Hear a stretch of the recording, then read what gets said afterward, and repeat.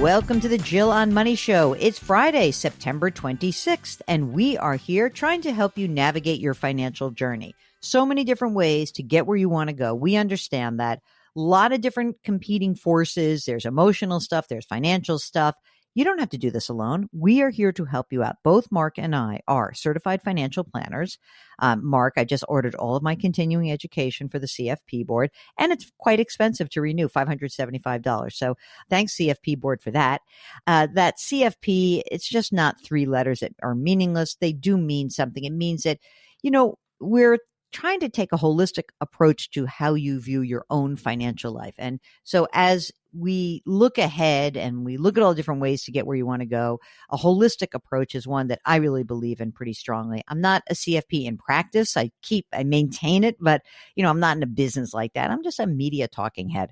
Mark, same. So we're not trying to sell anything except, of course, maybe we're trying to sell subscriptions to our Jill on Money service, where you are able to, our Jill on Money Live, where you have access to quarterly live webinars. That's $45 for the next 12 months. Other than that, not so much. Sign up for our free weekly newsletter at our website, jillonmoney.com. While you're there, if you've got a question, just go to the upper right-hand corner, click that contact us button, write us a note. And if you want to come on the program, then all you need to do is check the box. Mark does everything else. Today, we are joined by Donnie from Pennsylvania, who is still so excited about his Eagles. Although, Donnie and I just had a long conversation about the tush push. Anyone who's not a football fan doesn't know what that is, but we'll do a different show about that. Donnie, welcome to the show. Actually, welcome back, because you've been on the program before, right? I have, yes. Thanks for having me back. So what's going on? What did we do the first time you were on? So we were looking at borrowing some money versus waiting a couple of years to save for home renovation based on, our income, our debts, and stage of life. And we decided on doing it, and we are beyond happy still. We've been back in our house for 3 months. We lived out of our house for 4 months with friends of ours, and we've been back in for 3 months. So, are you still friends with those people? We are very much still friends. Thank goodness. Yes. Wonderful. Okay, so you did the renovation already. So what brings you back? So, looking at expenses, and obviously, you got to pay for the stuff that you do. So we decided to borrow the money instead of waiting a couple years, and we didn't really have many debts, which was great. So adding this one was really the only one that we were adding.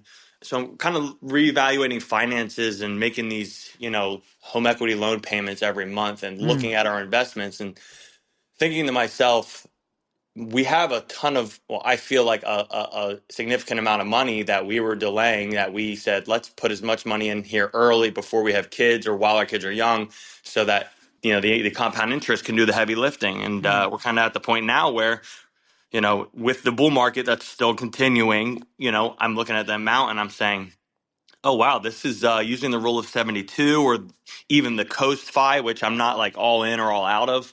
Even if we don't contribute another dime, we're going to projected to have a couple $1 million still at age 65. So I'm thinking to myself, man, maybe I don't have to be as aggressive anymore. Maybe I can enjoy some more things. Maybe I got to get that minivan that we need, stuff like that. So, well, okay. So take a deep breath. I love where we are. You are how old? 35. And how old is your wife? She's 36. Okay. And you said you've got some kids. How many? We have a 6-year-old, a 7-year-old, and a 1-year-old. Oh, boy, you're busy. Okay. You're both working, or are one or the other at home full time? What's the story? We both work part-time, and we're in the medical field, so we do shift work. So we both work 12-hour shifts a week. Wow. Okay. And what is your combined income? So just on that base and not working any extra shifts, It's about 140. Okay, between the two of you. Does that mean you're contractors, or are you full-time employees? No, we're full-time employees, or we're part-time employees at a health network. And we've both been nurses for 11 years, so it's been a while. So I do pick up a lot of extra. When I say a lot of extra, probably 1 8-hour shift a week, but it makes a significant impact. It goes from 140 a year, takes us up to 160, 180 pretty quickly. So when you do that, like you say 140, but you're really making more like 160, 180 because you're picking up that extra shift? Correct. Yeah, 140 is the base, to guaranteed, essentially. And okay. And would you like to be able to continue doing that 160 to 180 together? Like, is that a reasonable expectation, or you want to see if this all works at Yeah, 140? I mean, when we did the home renovations and borrowed the money, I made sure that it all worked at the base and we had still a cushion. So Okay, great. that's what we did. So we don't Okay. need it, but again, it's sacrifice or enjoy the kids a little more. Who knows? Okay. And do you have access to a retirement plan through work, or are you putting money away for yourselves because you're contractors? Yes. So I do have a 403B. So I'm technically an employee. I'm a W-2. I'm not a contractor. Okay. So yes, we have a 403B and we have like a 401A, like a shared success plan, as Yep. well as an HSA. Okay. How much is in each of those?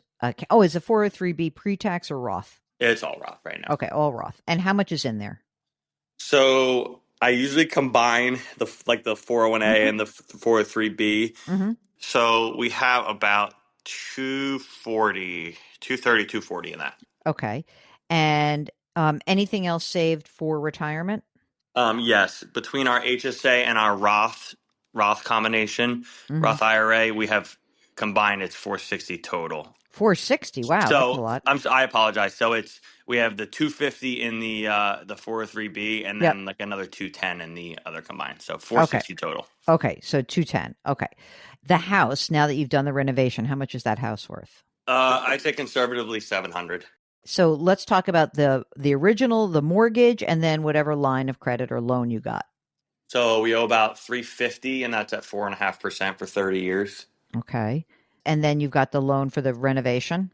Correct. So the loan is about 170, Hmm. and that's at 6.5% fixed rate. Okay. That's for the next 11 years. Do you have any other investments outside of retirement, 403B, HSA, anything else like a brokerage account? Negative. And what about just plain old savings, boring savings? Yeah, right now I have about 10,000 in a checking. Building that back up a little bit more, but Hmm. we just paid real estate taxes, which we do not escrow. I pay it yearly in one chunk. So stuff like that it just comes up, and yeah, so about Okay. 10 grand right now. What about these kids? Are we going to put them in college, or you just want to like roll the dice and see what happens? I'm kind of undecided on that. I'm at the point now where we haven't been able to decide on a 529. So my two thoughts are, either they're going to continue like their parents in the medical field and work for a health network, go to their nursing school, get free tuition, and then, not have any debt. That's my one thought. My other thought is, all right, the Roths have this much money in it now. In 10 to 15 years, I can pull those contributions out penalty free. And, I should have enough in there where that's significant that could pay. Not that I want to do that, but I know that's a possibility. Okay. You're not willing to say, I will work longer in order to make sure I fund my kids' college. Is that right? Yeah, correct. And I don't Okay. want to put the extra time in now just to do that. I Right. want to be with them instead of, doing I that. hear you. They want the kegger. You want the time. It's fine. It's everything. Life is really a series of trade-offs. How much you guys spend right now, Donnie? Currently, our expenses are right around 8,000 a month. Huh, that's pretty good. And that Uh, includes all the home equity loan payments, the mortgages, pretty much that's all in. okay, that's great. Parents that you have to take care of? Absolutely not. They're Oh, both in great condition, and oh, will you inherit some money then? yeah, I'm not banking on it. Mm, My father's a small business owner. My grandfather started the business. mm. It's kind of like, have you ever heard of founder syndrome? Yes, of Yeah, it's course. kind of that thing where I love them, and he's the reason that the business is like it is. But he's, I'm gonna have to pry it out of his dead hands eventually. That's gonna be the only way to get it. Okay, I got you. Um, how much longer? I mean, how many years do you think you have in you at this schedule? Forever. Really? Well, I mean, I work 2 days a week. When I Yeah. pick up some shifts, the weeks get longer just because I'm not used to it. But I mean, realistically, my plan was at least until Medicare, Okay, so and at least 65. yeah, and then after that, who knows? I Mhm. fully expect us to be able to have the problem of, you know, converting from hyper savers to hyper spenders. I know that's a difficult transition, so I do anticipate that. Mm. But being that we have flexible positions where I can go part time, I can go less part time, I can go more full time at any point. I Mhm. think the flexibility to just keep rolling like we are and it's working, Yeah. just keep doing that. That's awesome. When you put money into your retirement accounts, How much are you putting away every year? Since doing the home renovation, Mm-hmm. we are doing 4% on our 403b to get the match, which is Mm-hmm. a crappy 2%. Mm-hmm. And then we are maxing out a family HSA each year, so it's 7,000 give or take. Okay. But you're not putting anything else away, right? Correct. Okay. Not out of our contributions. We do Okay. get a 6% match every year on the 401a plan, but that's Hmm. not our contributions. Okay. But essentially, you're got 4% into the 403b, then plus a 2% match, right? So Yep. that's 6%, and then a 6% in the 401a, which is kind of good because it means you're putting there's 12% of this, let's call it 160,000 that's going into retirement, right? Right. Plus Okay. HSA, which is probably another 5% of our income. So Exactly. So this is great. And you spend 8 grand a month. You'll be entitled to Social Security, and I presume there's no pension floating around here, right? that's correct. Okay. So, Mark, I know you're listening to this. I know you've heard the numbers. So there's What? who? Hello. So just to be clear, there's 250 grand that's already put in this 403b 401a plus 210. So 460,000 already saved. They're so young, right? They're 35, 36 years old. The money that's going in is 12% of this 160 grand a year of salary. And it's growing. And these guys are workers, right? They got 30 years to go. So, Mark, given the money that they've saved already, and by the way, of course, in 11 or 12 years, when the loan part goes away of the renovation, then you'll have that extra money to contribute to the retirement in the future, right? Or maybe Right. the 529, but we'll see. How do you think they're doing, Mark, given that Donnie and Marie in Pennsylvania over there, how do you think they're doing? They're doing well. We're talking about 30 years from now. That's a long time. A lot of things can change. Yes, they're on track. Donnie's using a 7% return. I usually use a little bit less. So I would say they're on track to have somewhere between 2.5 to $3-ish million by the time they're 65. Mm-hmm. Spending $8,000 a month, that could probably generate what they need. At that point, they're closer to getting Social Security. So yeah, 30 years out, it looks good. But you have, I hear a little hesitation. I think you're probably thinking what I'm thinking, which is maybe we'd like you to put a little more money away. Yeah, I wouldn't stop saving altogether. I mean, I would try and still put some more money away. I mean, how do things feel? Like, do you feel tight? Do you feel strapped? Like, what's the deal? I don't necessarily. We don't feel tight. The hard thing is, since moving back in and starting those loan payments, we've stopped our both Roth IRA contributions. So, that's 14 grandish, a year. So I feel like I'm missing out on that. We're never going to stop the match. We're never going to stop the the HSA max out. We're never going to stop the 401a that we get contributed. So I know that's never going to end. Like, I'm never going to give that up. But it's giving up that 2 Roth IRAs every year is painful to look at, and no, I can't like recontribute that. But everything else feels okay. We have about $1,500 give or take left over each month, and I'm using that to build up the emergency savings. But at some point, I don't know if I want to put that to work somewhere else, or who knows if I'm going to need another car, or my kids are going to have more expenses as they get older, or a lot of things like that. Well, I would say this. I would use that. I would think about that. Build up your savings. I think you build the savings up. You go from 10 to 40-ish. You're going to need 40 grand in there, don't you think? I mean, like, you spend real money, 8 grand a month. If you want to kind of move ahead and get ahead of this a little bit, what I would be thinking about is if each of you could do that extra shift, that really is probably the game changer. If we're not talking about 140 and we're talking about 180, that's the real deal. That's when you build yourself some flexibility. I think if you did that and you use that extra shift is like the money for the car and to jumpstart your savings and then eventually to put the money back in the Roth, I think that's where you buy yourself some flexibility. I agree with Mark. I don't think that, I mean, of course, 30 years, who knows? And the market's doing great now. But what if we go into this like protracted, boring period where it's like, well, you're not getting 10, 12% returns. We're getting like 3% returns. And so, that can happen. And I'm not saying it will. I'm just saying it could. If that's the case, then if you want to build in a little security to your plan, you would look at that $1,500 as the differential of like having more options rather than fewer options. So do you want to add that extra shift today? and have a little bit more comfort and maybe build up the asset level a little bit more. That would be my suggestion. If not, I think you can keep retesting the numbers also and see if this does work. I think people get a little bit tantalized when we say to you, hey, it's $2.5 or $3 million. That's great. But that 8,000 is also has to grow with inflation. So, Right.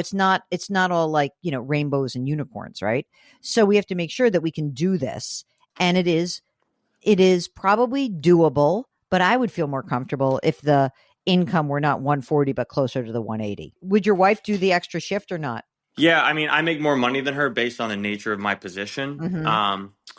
But yeah, I mean, I'm still consistently picking it up.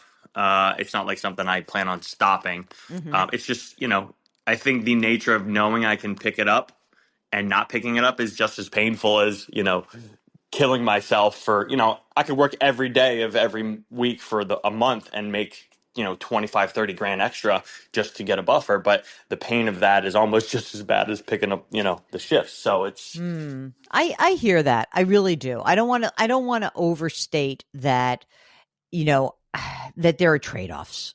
I right. really, I understand that. I don't want to be silly. Okay.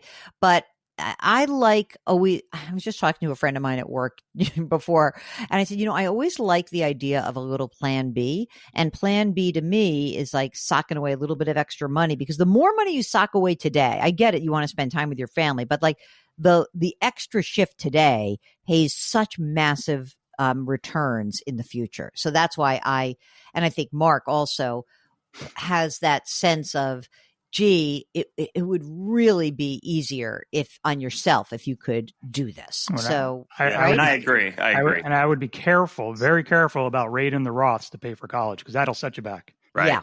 Right. And I mean, the college thing, you can also make a decision. Look, in a few years, it might be that you are in a place where you're like, you know what? I don't really need to worry about this. Like, the kids are good. I have a better sense of who they are. Or I do want to worry about, that's what I mean. I just want you to feel comfortable that you are making a decision that gives you plenty of options, truly plenty of options. And I think that would be I think that's the most important thing from my perspective, at least. And, presuming you have all your other stuff, you have your wills, and you have your estate, and you have life insurance. It's Life Insurance Awareness Month. I think that this is a good plan. And you can see, like, listen, we told you to go ahead and do the renovation. It's good to be in a place where you're like happy in your dwelling. I think that's incredibly important.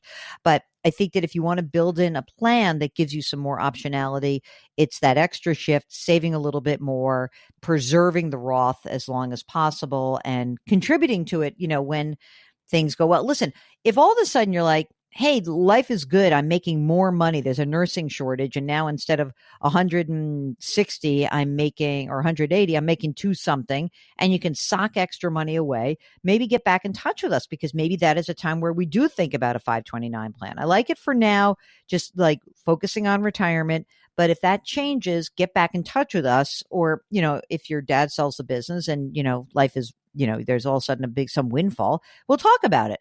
But I think you've got a good game plan going forward right now, Donnie. Yeah, I appreciate that. So we'll see where we are. And you'll stay in touch with us because you're very loyal, and I love that about you. I am loyal.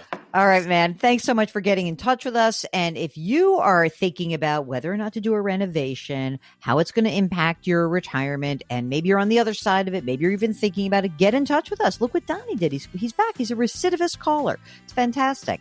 Let us know how we can help you out. Go to JillOnMoney.com, click the Contact Us button, write us that note. If you want to join the show, check the box. Mark does everything else. And don't forget to sign up for the free weekly newsletter. Comes out every Friday, which is today, as a matter of fact. Fantastic. Okay, our music is composed by Joel Goodman. Mark Galarcio is our executive producer and king of all things web. We are distributed by Odyssey. Oh, by the way, you can subscribe to us on the Odyssey app. Don't forget to lift someone up, change your work, change your wealth, change your life. Thanks for listening, and we'll talk to you on Monday.